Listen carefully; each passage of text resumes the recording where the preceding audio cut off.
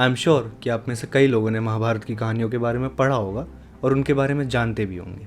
और ऐसी बहुत सारी कहानियाँ हैं, पर कुछ कहानियाँ ऐसी है जिसके बारे में आपको पता लगे तो उसी कहानी को देखने का नज़रिया बदल जाता है। तो मैं आज आपको उन्हीं किस्सों के बारे में बताने जा रहा हूँ। तो पहली जो चीज़ है जो काफ़ी दिलचस्प है, मैंने कहीं पढ़ा था कि history is written by winners. इतिहास विनर्स लिखते हैं, इतिहास विनर्स द्वारा लिखा जाता है। जब पांडव जीते तो उन्होंने कहा कि हम सही थे इसीलिए हम जीते, और कौरव हारे क्योंकि उन्होंने गलत किया। हाइपोथेटिकली बात करते हैं, अगर यही सिचुएशन उल्टी हो जाती, अगर कौरव जीत जाते और पांडव हार जाते, तो कौरव अच्छे हो जाते और पांडव बुरे। अगर मैं कहूँ कि महाभारत होने में शकुनी का सबसे बड़ा हाथ था, महाभारत की उस कहानी को युद्ध तक पहुँचाने में, तो ये गलत नहीं होगा। और भगवान कृष्ण का सबसे बड़ा हाथ था पांडवों को जिताने में। लेकिन यही सिचुएशन अगर उल्टी हो जाती, अगर पांडव हार जाते और कौरव जीत जाते, तो शकुनी भगवान कृष्ण बन जाते और भगवान कृष्ण शकुनी बन जाते। ये सिर्फ एक नज़रिया है जो पूरी तरह से बदल जाता। अगर आपकी यही इच्छा है तो मैं अपने पूरे अस्तित्व को इस राज्य की भलाई के लिए समर्पित कर रहा हूं। आज से हस्तिनापुर के सिंहासन पर मेरा कोई अधिकार नहीं है। आपके शब्द आपके भाग्य के आगे निसहाय है देवव्रत। क्या होगा अगर भविष्य में आपके पुत्रों ने अपना अधिकार वापस लेना चाहा? तो ठीक है, मैं अग्नि, जल, आकाश, वायु और पृथ्वी को साक्षी मानता हूँ। आज से मैं अपने वंश को, अपने भविष्य को, हर राजसी सुख को त्याग कर सदैव ब्रह्मचर्य का पालन करूंगा।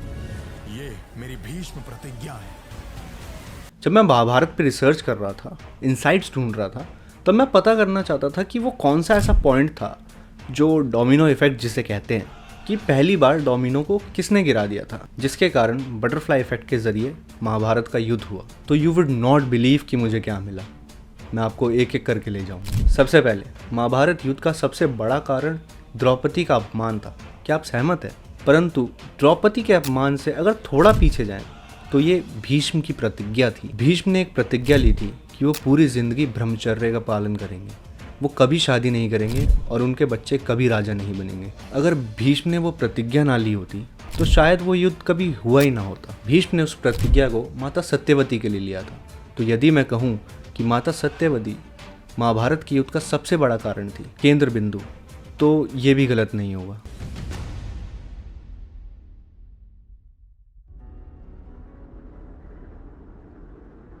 ये लड़का राजसी और तेजस्वी है, लेकिन ये लड़की और इसकी ये गंध, राजकुल में इसका कोई स्थान नहीं हो सकता। क्षमा करें राजन, ये दोनों भाई बहन एक ही रक्त के हिस्से हैं। इन्हें ऐसा अलग करना उचित नहीं। नहीं, इस गंध के साथ तो ये राजमहल में नहीं रह सकती। इसे यहीं छोड़ दो। तो अब मैं आपको एक कदम पीछे ले जाऊंगा देखने के लिए कि माता सत्यवती का जन्म कैसे हुआ। तो यहाँ मैंने पहला डोमिनो पाया जिसके कारण महाभारत युद्ध तक पहुंचा। तो कहानी ये है कि एक बार एक राजा वन में था। वो कई महीनों से वन में रह रहे थे और एक रात अकेले में अपनी रानी को याद कर रहे थे। याद करते करते राजा ने अपना वीर्य निकाला। उसने वो वीर्य एक पत्ते पे रखा और पत्तों का ढेर बनाया और एक पक्षी से उस वीर्य को अपनी रानी तक पहुंचाने को कहा। ये उसका प्यार दिखाने का एक तरीका था, अपनी रानी को बताने का कि मैं आज भी तुम्हें याद करता हूँ। जब पक्षी उस वीर्य को लेकर समुद्र के ऊपर से उड़ रहा था तो वो वीर्य समुद्र में गिर गया और एक मछली ने उसे खाया। अब किस्से के अनुसार जैसे ही मछली ने वो वीर्य ग्रहण किया, मछली गर्भवती हो गई और उसने 2 बच्चे जन्म दिए, एक लड़का और एक लड़की। लड़का राजा के साथ प्रिंस बन गया, लेकिन लड़की से मछली की गंध आती थी और राजा को यह गंध बिल्कुल पसंद नहीं थी। तो राजा ने लड़की को एक मछुआरे के पास छोड़ा और कहा कि अब से तुम इसका ध्यान रखो। वही लड़की जिसे हम मत्स्य कन्या कहते हैं, बाद में वो माता सत्यवती बन गई। माता सत्यवती के यहाँ पहुँचने का कारण राजा का वीर्य निकलना था। ये था पहला डोमिनो, जिसके कारण अगर मैं कहूँ कि महाभारत युद्ध तक पहुंचा तो ये भी गलत नहीं होगा। पांडु, धृतराष्ट्र, विदुर, तुम तीनों कुरु वंश के भव्य इतिहास का आधार बनोगे। तुम्हारी गाथा सदियों तक आने वाली पीढ़ी को सुनाई जाएगी। वो गाथा जो धर्म और अधर्म, कर्म और निष्कर्म के बीच महायुद्ध का रूप लेगी। एक ऐसा महायुद्ध जिसमें अधर्म की सारी रेखाएं पार हो जाएंगी। परिवार और राजनीति का एक ऐसा संघर्ष होगा जो सारे कुरुवंश का विनाश कर देगा।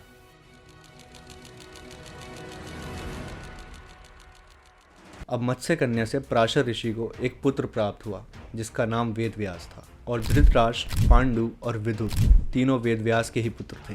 तो अगर हम देखें पूरा परिवार जो एक दूसरे से लड़कर मर गया, कौरव और पांडव दोनों वेदव्यास के ही वंशज थे। और अगर हम देखें पांडवों के अर्जुन, उनके वंशज थे अभिमन्यु, परीक्षित और जन्मेजय।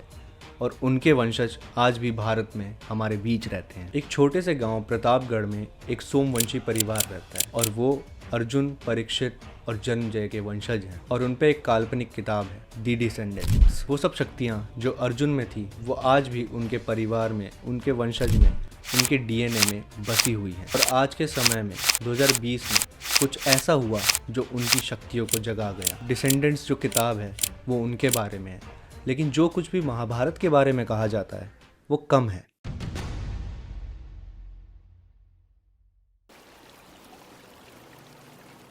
यहाँ नदी के बीचों बीच आप अपनी योग शक्ति से मुझे गर्भवती करेंगे। यदि कोई मुझे देख लेगा तो मेरा नाम मिट्टी में मिल जाएगा।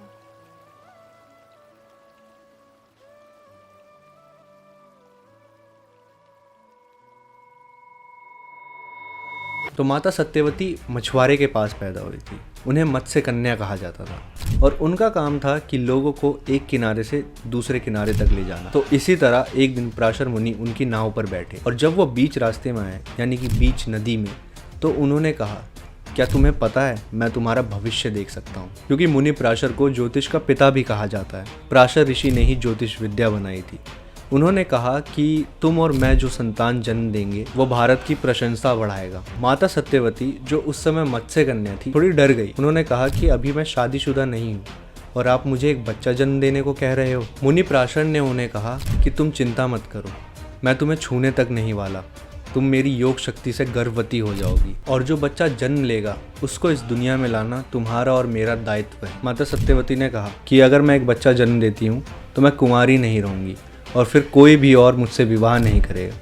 मुनि पराशर ने कहा कि जैसे ही हम इस नदी के दूसरे किनारे पे पहुँचेंगे तुम उस बच्चे को जन्म दोगी और तुम फिर से कुंवारी हो जाओगी। फिर माता सत्यवती को एक और शिकायत थी कि नदी के बीचों बीच अगर आप मुझे अपनी योग शक्ति से गर्भवती करेंगे और ये चीज़ किसी ने देख ली तो मेरा नाम तो मिट्टी में मिल जाएगा। तो मुनि पराशर ने अपनी शक्तियों से चारों तरफ धुंध इकट्ठा की और माता सत्यवती मान गई। और जैसे ही वो दोनों किनारे पे पहुंचे वेदव्यास का जन्म हुआ और मुनि पराशर के वादे के मुताबिक माता सत्यवती फिर से कुंवारी हो गई। और जो मछली की गंध माता सत्यवती से आती थी उस दिन के बाद वो भी आना बंद हो गई और वो बच्चा वेदव्यास, मुनि पराशर उसे लेके वन में चले गए और ऐसे ही वेदव्यास का जन्म हुआ। और वो बच्चा वेदव्यास, मुनि पराशर उसे लेके वन में चले गए और ऐसे ही वेदव्यास का जन्म हुआ। तो जब माता सत्यवती के पास कोई भी संतान नहीं बची, विचित्रवीर और उनकी दूसरी संतानें एक युद्ध में मारी गई, तो माता सत्यवती ने अपनी पहली संतान को बुलाया और उनसे कहा कि तुम मेरी पहली संतान हो, तो मेरा भविष्य सम्राट जो आर्यव्रत पे राज करेगा वो भी तुमसे ही आना चाहिए। और यही वेदव्यास के पुत्र धृतराष्ट्र, पांडु और विदुर के जन्म का कारण था।